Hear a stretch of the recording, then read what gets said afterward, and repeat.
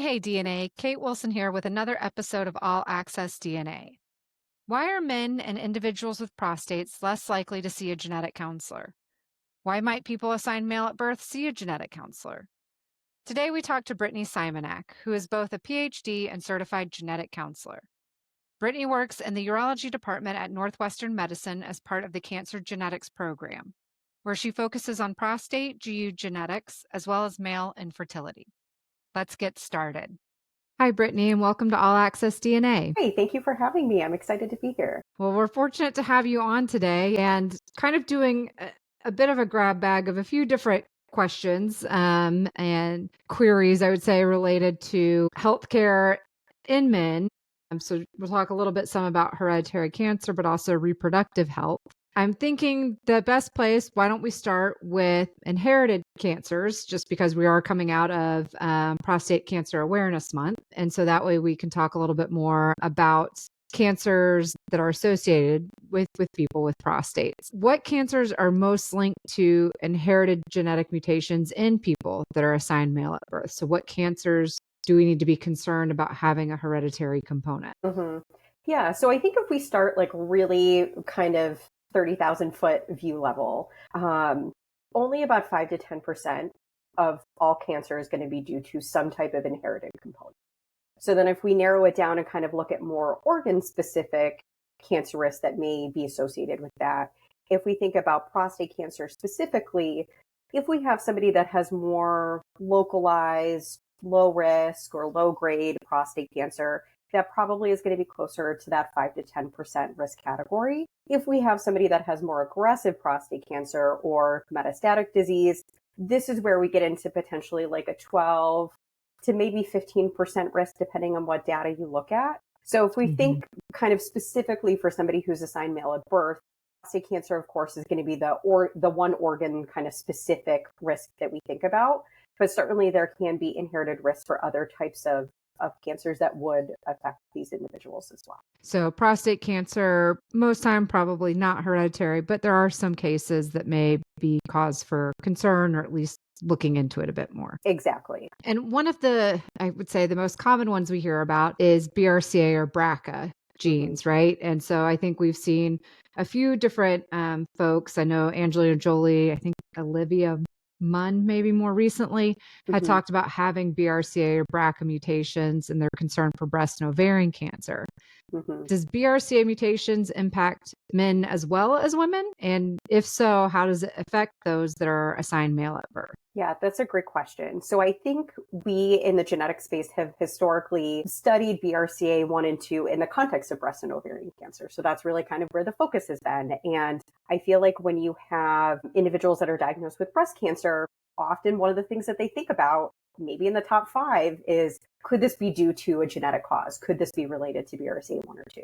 And I think in the prostate cancer space, we have kind of been behind in that. So these are 2 of the genes that have been very strongly associated with inherited prostate cancer, but it really wasn't something that we were testing specifically for the indication of prostate cancer until maybe 2017, 2018, versus in the context of breast and ovarian cancer, it was like early 2000s. So we are definitely very behind in that regard about like thinking about prostate cancer as being possible inherited cancer. And so BRCA1 and 2 is always going to be at the top of my list of things that I think about. And so if we look at these families, of course, there are going to be risks for individuals assigned male at birth, but also female at birth. So this is something that can impact pretty much everybody in a family. So let's say, somebody who is a female but has a significant family history of prostate cancer. Is that something where they should be looking to find somebody like yourself or talk to a genetic counselor about that family history? Yeah, absolutely. This is something that I always encourage my patients to think about and also providers to think about, is that we're not just asking about cancer histories that may be relevant for that individual, in the sense that like I have breast and ovary, so I'm only going to be thinking about, family history of breast cancer and ovarian cancer. But the fact that for many of these genes, there's going to be a whole spectrum of cancers that we can see associated with them, it may be the situation that maybe there's not enough women in the family to show something Right. like breast and ovarian cancer. So we're not seeing those patterns, but maybe we're seeing the prostate cancer as one of the main patterns. So I think it's really important to kind of holistically look at the family and what are the different cancers that we're seeing and what are the different genes that could be connected back to them that could be relevant for, a wide variety of cancers. So then I would say on the flip side, then you could have somebody who's male assigned at birth and he has a family history of breast and ovarian cancer, but that may mean that they need to look into it a bit more because they themselves may be risk at prostate cancer if there's like an underlying BRCA mutation. Exactly. And I feel like I've run into this situation since I started practicing that I'll have patients that come in and they're like, oh, well, like I'm only worried about the prostate cancer history in the family, but I'm not really thinking about the breast and ovarian cancer because that's not related to me. And it's like, well, from a genetic standpoint, this is actually something that we think about. But I think from a patient perspective, this may not be something that, especially for men, that we're inherently connecting the dots between. And especially if you have somebody that's meeting with a urologist, maybe they only are in the habit or workflow of asking about family histories of prostate cancer or other GU specific cancers, so like kidney cancer or bladder cancer. And they're maybe not asking about things like breast, ovarian, or pancreatic cancer, for example. So I think this is kind of like on the patient education side, thinking about kind of more of the different cancers in the family, but also on the provider side and thinking about other cancers that could impact the patient. True. Very good point. If somebody does have concerns, so we're thinking BRCA, but there might be other genes potentially that you're thinking about as well. Is there testing that's recommended or something that can be done?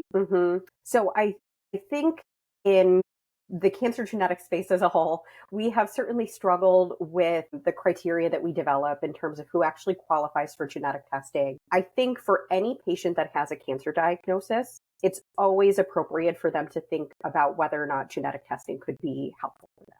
We have specific criteria about who qualifies for testing when it comes to the aggressiveness of somebody's prostate cancer, or their prostate cancer in combination with other family histories. So this is where it sometimes can be helpful to meet with a genetic counselor to kind of go through that history in a little bit more detail. But I think for any patient that has a prostate cancer diagnosis or a cancer diagnosis in general, this is something that's worthwhile for them to think of. One cancer that would come up a lot back when I was practicing clinically, and at the time, because it's been a while, we didn't necessarily have a lot of information to give, is testicular cancer.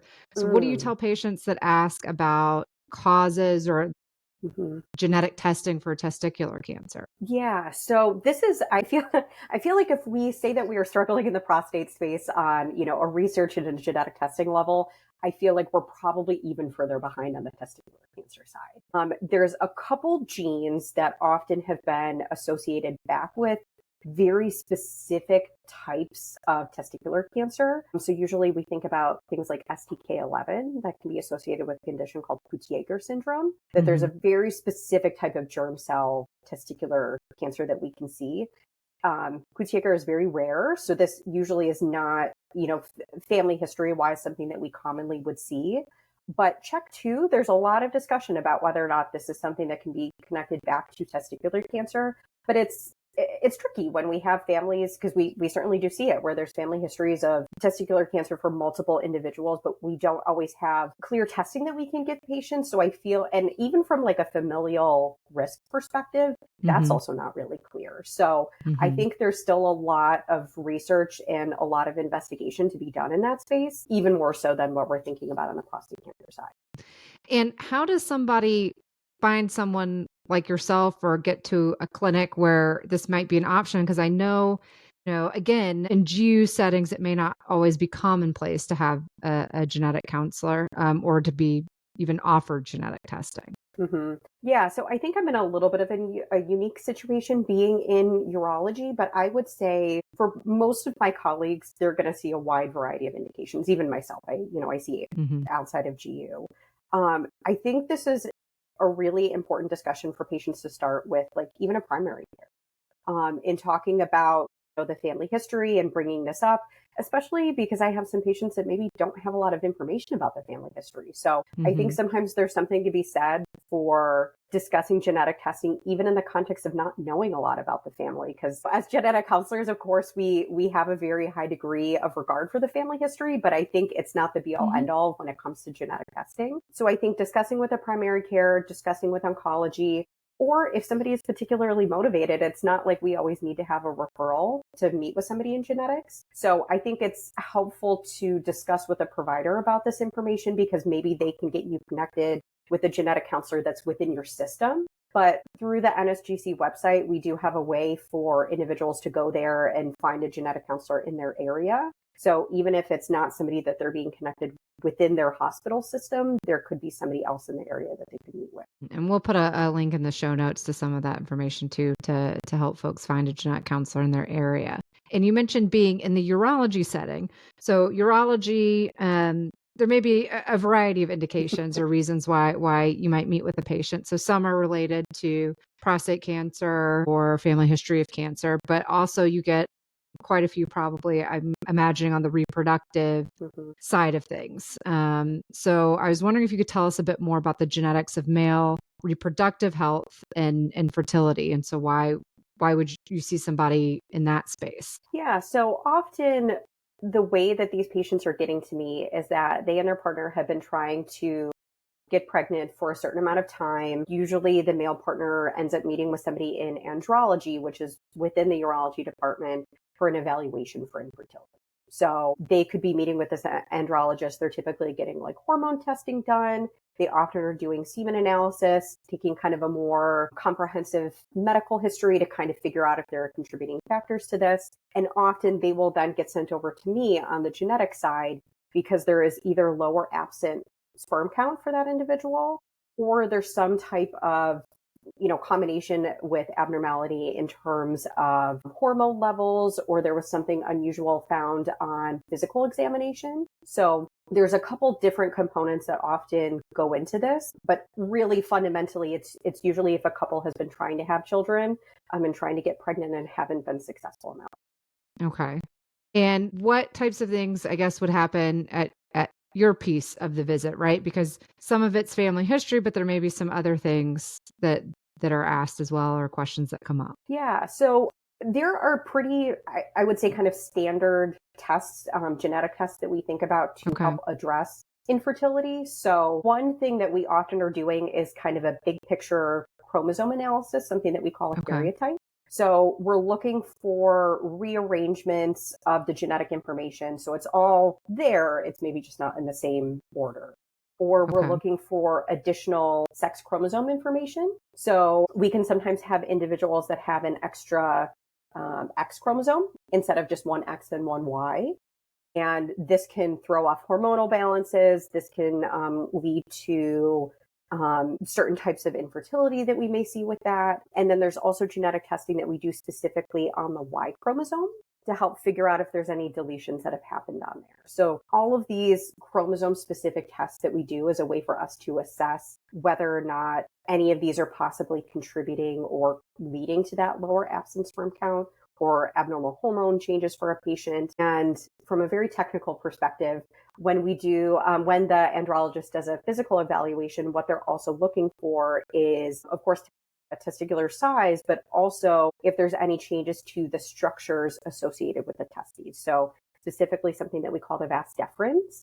So if there's anything structurally abnormal about that vas deferens or it's absent, this could indicate that there's one particular spectrum condition, cystic fibrosis or CFTR related disorder. So often if there's anything found on physical evaluation, that's also something that I'm assessing a patient for. So it's very gene syndrome specific outside of these kind of bigger chromosome genetic changes that we're looking for. So it could be kind of a few different things to check out for. And so then a few different follow-up tests may be needed, again, depending on what's going on when you're taking the history and the physical exam. So it sounds like with male infertility, some of it can be genetic in the sense that it's caused by a gene change, but how much of it is inherited or passed through a family?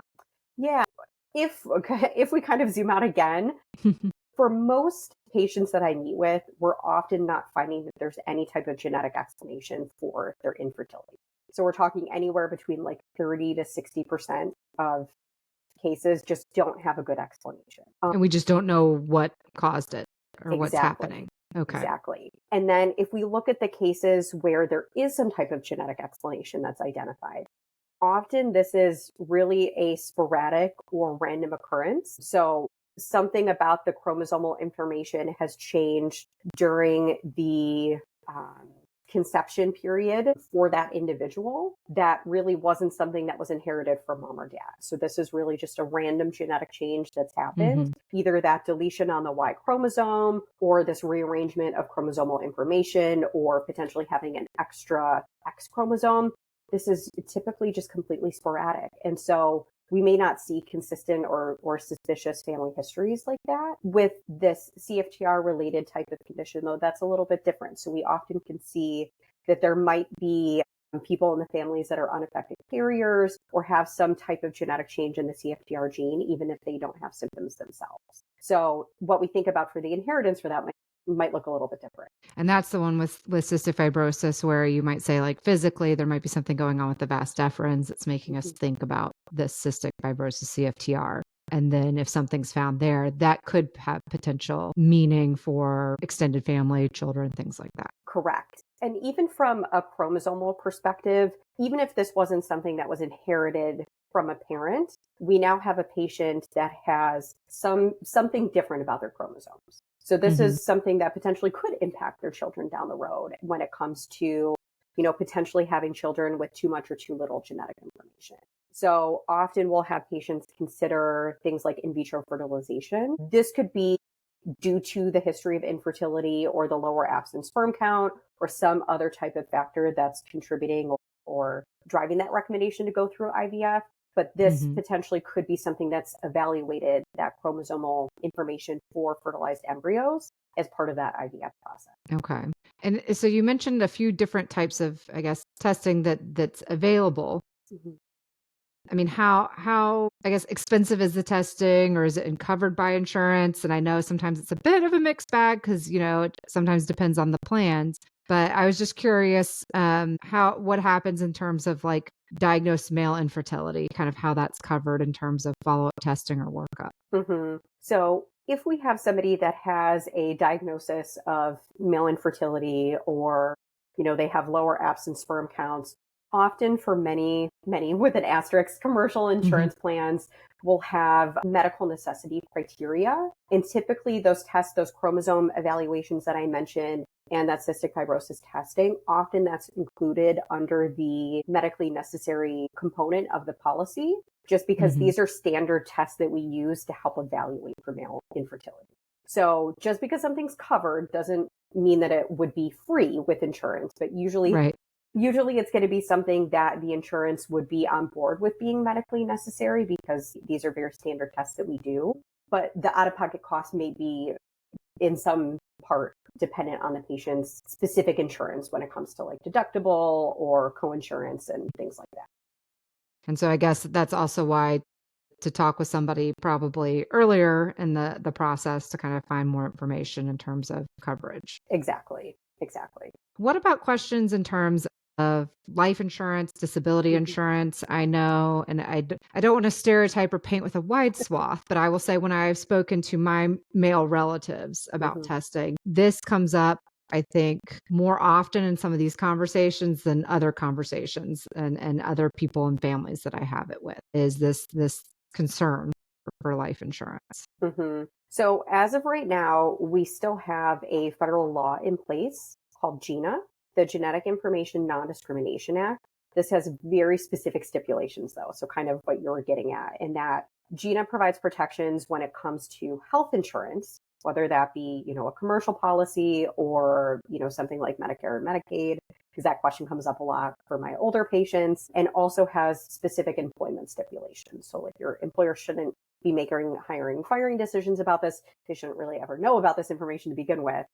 Right. But GINA does not provide protection when it comes to things like life insurance or long-term care or disability. So something that I always want my patients to be thinking about is that if they're interested in getting set up with a new policy in the short term, this could be something that maybe they want to do sooner rather than later before we do the genetic testing, just because there's no specific protections that GINA is offering.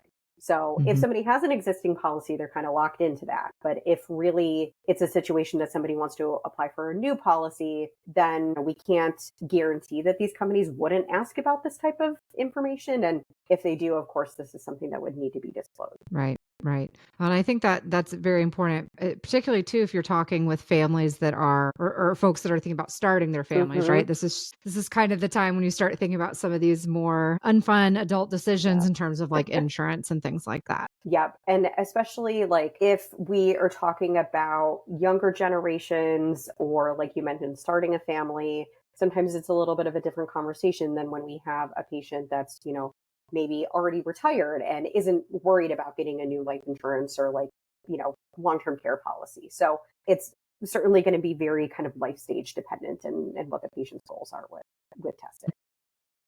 When you have a patient, that tests positive or you find that there's, I guess, a genetic cause for either infertility or in the hereditary cancer area, how do you advise them or what sort of insights do you give them for talking to their families about these test results? Because that can always be a challenge, I think, regardless of, male or female. But I know there have been some studies where it sometimes can show maybe less health communication, I would say, for those that identify as male. Yeah, this is something that has been really interesting to kind of see play out in my clinic, just because I tend to see a lot more men or people that are assigned male at birth in my clinic. And so the family communication style, I think, is very different. And one thing too, though, that I think I see across all of my patients to some extent is that within families, there's going to be different ways that people communicate. And I have some patients that their families just don't discuss medical information, or families that, family members that don't disclose cancer diagnoses, or they may not find out this information until somebody's passed away. And so I think I always really strongly encourage my patients to make sure that they're sharing this information with their family members, just because on a cancer testing side, this can have very significant implications for whether or not we can start cancer screening early for other family members, or potentially prevent or, help identify a cancer early. So because of the preventative actionability that often can come with the cancer genetic testing, I strongly encourage patients to discuss this. But there's always going to be, limitations and social dynamics that need to be navigated. But typically in the cancer setting, I'm trying to offer a family letter for my patients so that I can give pretty high level of information about what was identified and how it could impact them and how they can find somebody in genetics.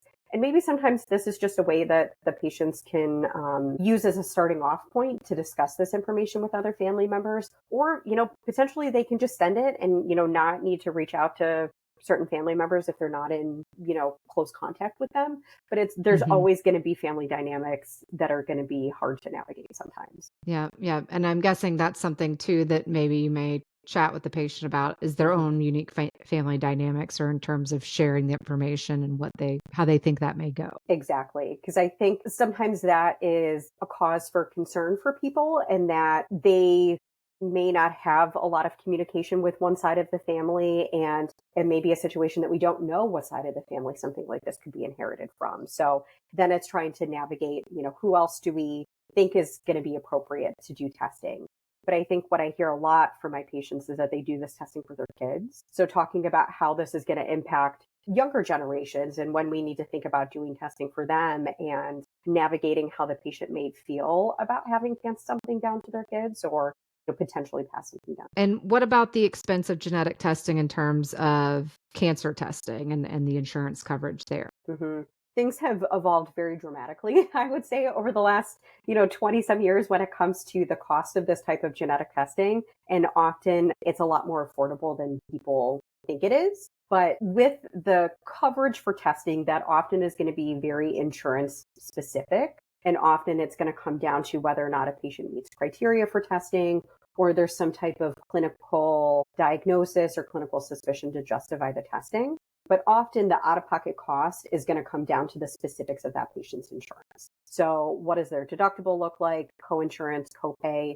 And there's some labs that often will offer patient pay prices where we're not going through insurance. So if we have patients that either don't have insurance, or have a really high deductible, this sometimes is a nice option for us to think about for offering testing. And this could be like $250.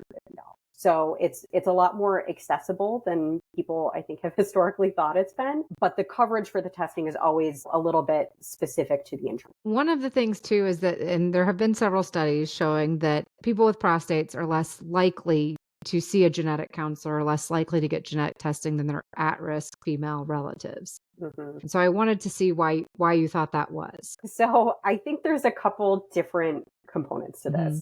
I think some of it is going to be on the provider level, where I think just in the breast and ovarian cancer space, the genetic testing for that has kind of evolved as a lot of these providers have been practicing. And so I think it's more standard for them to kind of be thinking about genetic testing as part of their clinical workflow. And so I think if we look at comparatively in the urology space or the GU-oncology space, this is relatively newer for a lot of these providers and isn't necessarily something that they've had to navigate. So I think, provider education about them knowing who to actually send for genetics, I think has been difficult. And I think the vast changes that have happened in the testing criteria and the complexity that comes with a lot of the testing criteria, I think has potentially worked against us getting more people into genetics. I think overall, sometimes men are just not as likely to pursue testing if it's not recommended to them by a provider, or they have female relatives that are encouraging them to do the testing.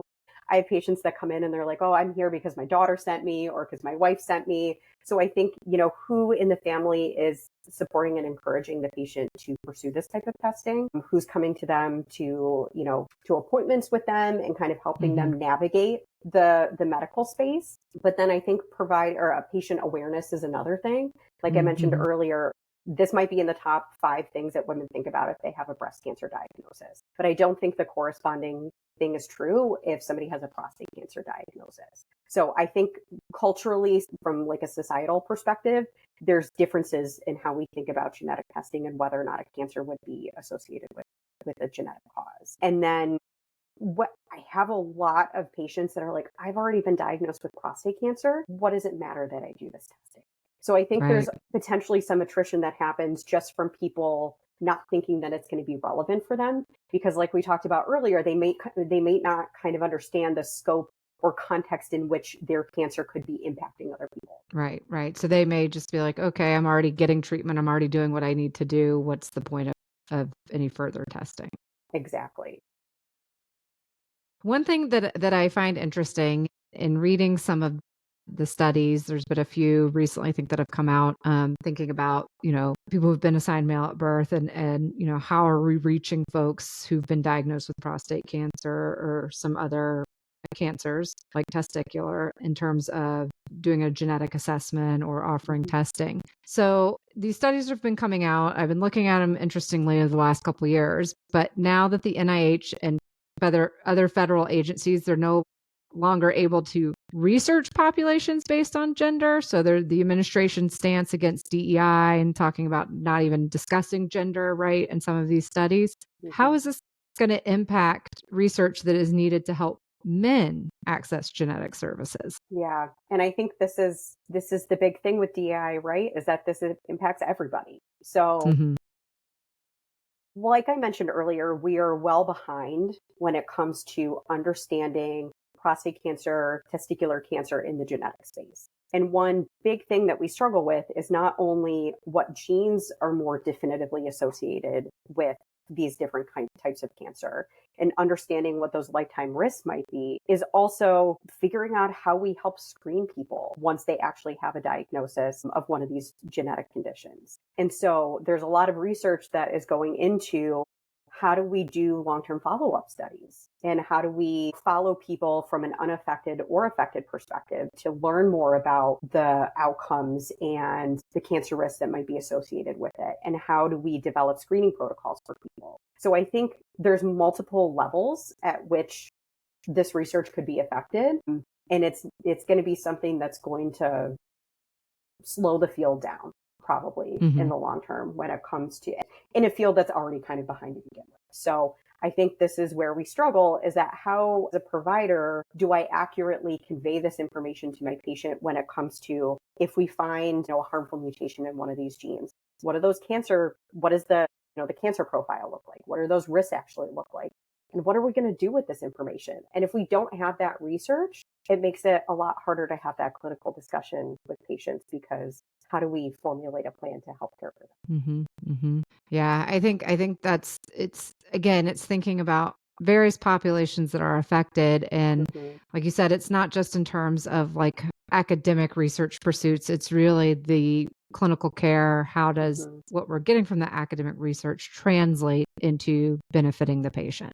Yeah. And I think I would be remiss to not mention, the fact that a lot of the patients that we see in the genetic space, male or female, are white European background. And so, especially in the prostate cancer space, now we're looking at, potentially higher rates of prostate cancer for men that are Black or African American, but we have lower representation when it comes to genetic testing, or individuals that are Hispanic. And so we see overall lower testing rates for people with prostate cancer in general, but then we have even lower testing rates for these other populations. And so this is also something that is going to impact that research down the road, because how do we accurately and appropriately support all of our patients if we're not studying those populations and help figuring out how we can better care for them? So we kind of an even further level of research that's going to suffer because of this. Yeah. And thank you for calling that out, because it's the ripple effects. And then, like you said, it puts up barriers to being able to have like the most up-to-date comprehensive information for that patient. Yep, absolutely. I know we've talked about a few different things in a few different areas in terms of like men's health, but what is the one thing that you would want our listeners to take away from the conversation or to remember about men's health and genetics? What do you think is most important? Yeah, that's a big question to answer. So I think for my patients, what I always want them to take away is that while these inherited conditions, thinking about on the cancer side or the infertility side, it's still important for patients to think about whether or not genetic testing could be relevant. Whether that be based on personal or family history of cancer, even if they don't think that cancer could be connected back to their own, there's a possibility that it could be. Or on the infertility side, this could be a situation where there could be some explanation for why somebody hasn't been able to have children. So can we help patients navigate that information and help them figure out what the best family planning options are going to be for them? So I want patients to be thinking about genetics. Because there could be multiple ways that it could be relevant for them. Like I said, it's rare. We're often doing this testing out of an abundance of caution, but I think there's benefit in people having negative genetic testing, especially on the cancer side. So can we provide some reassurance for the patient and for their family? So I think regardless of how those results turn out, this is something that could be helpful. Yeah. And I go back to kind of one of the things that you said earlier, thinking about like just the awareness, whether it's on the provider side, the patient side, it's just having that awareness to bring it up to that provider or to pursue it, or just to say, is this something that's going to help give us some more information, regardless of what the result is? Absolutely. Well, Brittany, I just appreciate you being with us today. Like I said, there's a lot here that I feel like we could dive in more in terms of getting into, especially in the urology setting. So maybe we'll have to do it again, but I just really appreciate you being on the episode today. Yeah, absolutely. Lots of important things to talk about, and I'm glad that we could at least start the conversation. For more information about this episode, visit allaccessdna.podbean.com, where you can also stream all the episodes of the show. Any inquiries on the podcast can be sent to allaccessdna@gmail.com. Please rate and review the podcast on Apple, Spotify, YouTube, or wherever you listen. This helps other people like you discover the show. Note that this podcast is for entertainment and education and is not intended to be a substitute for professional medical advice. Please consult your physician with any questions you may have regarding your health. All Access DNA is an independent podcast hosted and produced by me, Kate Wilson. Designs by NKJ created the logo.